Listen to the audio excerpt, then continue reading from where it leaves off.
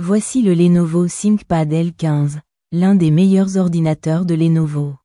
Et voyons ce qui est inclus dans la boîte, la connectivité, les spécifications et la réparabilité.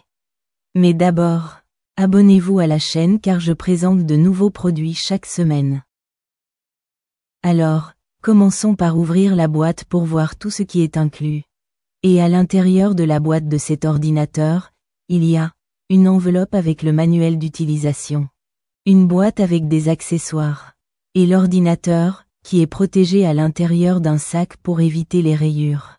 Et à l'intérieur de la boîte, il n'y a rien d'autre. À l'intérieur de ce sac se trouve l'ordinateur. Ici, il s'agit de l'ordinateur portable de 15,6 pouces, de couleur gris foncé. Dans cette petite boîte se trouvent les accessoires. Il y a un câble d'alimentation. Et le chargeur d'alimentation de l'ordinateur, qui est un chargeur de 65 watts. Et la boîte de cet ordinateur ne contient rien d'autre, juste l'ordinateur. Un câble d'alimentation et le chargeur d'alimentation. L'ordinateur est grand et lourd. Bien qu'il soit entièrement en plastique, il pèse tout de même 1,8 kg. L'écran mesure 15,6 pouces. Il dispose également d'un clavier numérique sur le côté droit. Cet ordinateur mesure 36 cm de large, 23 cm de long et 2,5 cm d'épaisseur. Concernant les spécifications de cet ordinateur, il dispose d'un processeur Intel i7-1365U avec 10 cœurs à 5,2 GHz. Il dispose de 16 Go de RAM DDR4. Mais vous pouvez en mettre jusqu'à 64 Go. Et un SSD NVMe M2 d'une capacité allant jusqu'à 2 Teraoctets, avec interface PCI Express 4. Capable d'atteindre des vitesses de 4500 mégaoctets par seconde. Voyons toute la connectique de cet ordinateur. Sur le côté gauche on retrouve une prise RJ45 pour brancher un câble Ethernet. Deux prises USB Type C, compatibles avec la charge et DisplayPort. Une prise HDMI pour brancher un moniteur. Une prise USB 3 type A, une connexion pour l'audio. Et un lecteur de carte à puce. Sur le côté droit, il y a plus de connexions. Il y a un lecteur de carte microSD. Une prise USB 3 à la grille de refroidissement de l'ordinateur. Et un trou pour un cadenas. Mais à l'arrière, il y a encore une chose. Il y a un port pour une carte, nano SIM. Pour éjecter le tiroir de la carte, faites-le comme vous le faites avec un smartphone.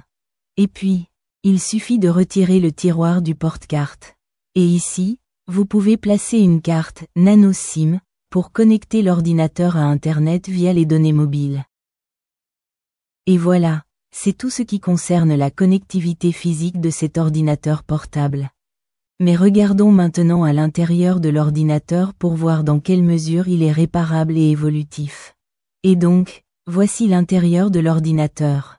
Tous les composants sont couverts. Mais c'est pour améliorer le refroidissement. Dans cet ordinateur, vous pouvez remplacer le SSD, qui a un format M2, 22, 42. Le module Wi-Fi pour l'accès Internet sans fil. La mémoire RAM. Vous pouvez mettre 2 modules de mémoire RAM. L'ordinateur n'est livré qu'avec un module, mais vous pouvez en mettre un de plus, ce qui vous permet de doubler la quantité de mémoire RAM.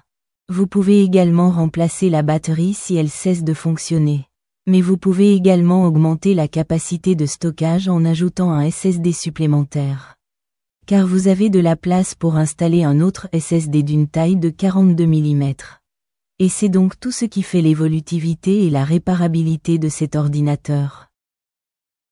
C'est un bon ordinateur, avec de bonnes spécifications et un processeur haute performance, idéal pour travailler au bureau, l'emmener à l'école ou l'utiliser à la maison pour jouer à des jeux vidéo.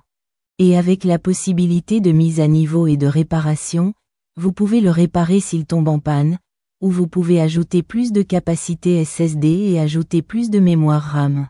Afin de pouvoir continuer à avoir un bon ordinateur dans plusieurs années. J'espère que vous avez aimé cet ordinateur portable, mais je vais vous expliquer toutes les spécifications, et faire des démonstrations et des tests sur l'ordinateur. Pour vous aider à choisir le meilleur ordinateur pour vous. Mais maintenant, abonnez-vous à la chaîne car je publie de nouvelles vidéos chaque semaine. Aimez la vidéo pour aider la chaîne à grandir. Et si vous avez des questions, écrivez dans les commentaires.